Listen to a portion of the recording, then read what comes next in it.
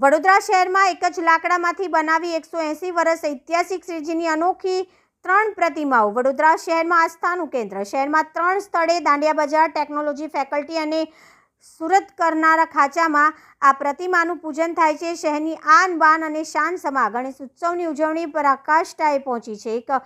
એકથી ચડિયાતા એવા મનમોહક અને આકર્ષક પંડાલોમાં શ્રીજીના દર્શન મેળવવા મોટી સંખ્યામાં ભક્તો ઉમટી રહ્યા છે. ત્યારે શહેરના શ્રીજી ભક્તોને ભાગ્યે જ ખ્યાલ હશે કે દાંડિયા બજારમાં એક જ લાકડામાંથી વર્ષ 1845માં બનાવેલી શ્રીજીની બાધા માનતાની મૂર્તિની પૂજા કરવામાં આવી રહી છે. દાંડિયા બજારના શિવાજી રોડ પર આવેલા શિવાકૃતિ એપાર્ટમેન્ટના ભોયતળિયામાં એક નાનકડું મંદિર બનાવી સ્થાપના કરવામાં આવેલ કલા કારીગરીના બેજોડ નમૂના સમાન શ્રીજીની પ્રતિમા વર્ષ 1845માં કાઠિયાવાડ પ્રદેશમાંથી શહેરમાં આવેલ એક કુશળ કારીગરે બનાવી હતી. અત્યંત કિંમતી અને ટકાઉ એવા બર્મી વુડના એક વૃક્ષના એક મોટા ટુકડાને કંડારી તેમાંથી આશરે 2.5 ફૂટ ઊંચી તેમજ અંદરથી બાજુએથી માથાથી તળિયા સુધી પોલી તથા વજનમાં તદ્દન હલકી 3 પ્રતિમા બનાવી ત્રણેય પ્રતિમાનું પૂજન કરવામાં આવે છે. દર વર્ષે આ શ્રીજીની વિશેષ પૂજા કરવામાં આવે છે. સંકટ ચોથના દિવસે સામૂહિક આરતી યોજાય છે. વ્યક્તિગત માલિકીને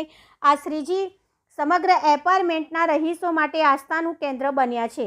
બહાર જતા પહેલાં કે બહારથી આવ્યા બાદ સૌ કોઈ આ શ્રીજીના દર્શન મેળવીને જ ઘરમાં પ્રવેશ કરે છે. આ ગણપતિ ખરા અર્થમાં રહીશોની રક્ષા કરે વળી તેના દર્શન કરીને જતા અચૂક કાર્ય સિદ્ધ થાય છે. પ્રદીપ પંડિતે જણાવ્યું હતું કે હું doctor A.S. Mohite from mechanical ડિપાર્ટમેન્ટમાં છું.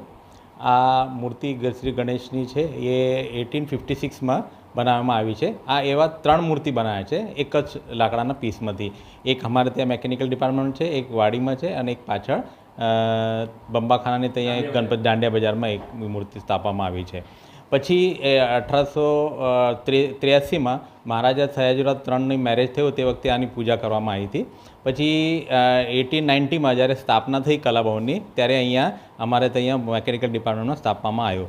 એ ત્યારથી 150 વર્ષ જૂની છે અને અમે બધા મેકેનિકલ ડિપાર્ટમેન્ટના સ્ટાફ બધા આની સેવા કરીએ છીએ અને ઘણા પ્રોફેસરો અમે માનીએ છીએ કે ભાઈ બાપ્પાના આશીર્વાદથી બધું આપણું સારું થાય છે. હા, પૂજા અર્ચના બધા જ સવારે આવે છે, સ્ટાફ છે, સ્ટુડન્ટ છે અને આ 10 દિવસમાં બધી સેવા કરવામાં આવે છે ગણપતિ બાપ્પાની.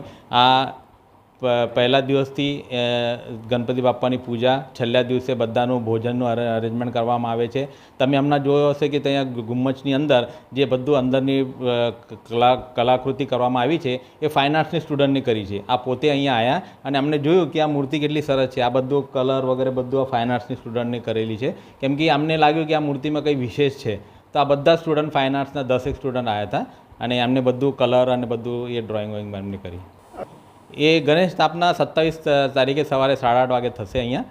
પછી છેલ્લા 4 તારીખે અમે અહીંયા ભોજનું અરેન્જમેન્ટ કરીએ છીએ. આ મૂર્તિ 1845માં બનેલી છે. એક જ લાકડામાંથી બનેલી છે અને જ્યારથી બની છે ત્યારથી અમારા ઘરમાં હતી. એપાર્ટમેન્ટ નવું બન્યું એના પછી અમે લોકોએ આની અહીંયા સ્થાપના કરી. એનો ઉત્સવ અમે લોકો મનાવીએ છીએ. ગણેશ ચતુર્થીના દિવસથી 10 દિવસ અમારે ઉત્સવ ચાલે. મૂર્તિ કેટલા વર્ષ જૂની છે અને ક્યાંથી સ્થાપના કરી, કોને અહીંયા નિર્માણ કરીને ક્યાં મૂકવામાં આવી? 180 વર્ષની ઉપર થઈ ગયા છે. 1845માં બનેલી છે. એક જ લાકડામાંથી બનાવવામાં આવી? એક જ લાકડામાંથી બનેલી છે. પાઘડી છૂટી છે એની. આપનું નામ? પ્રદીપ પંડિત.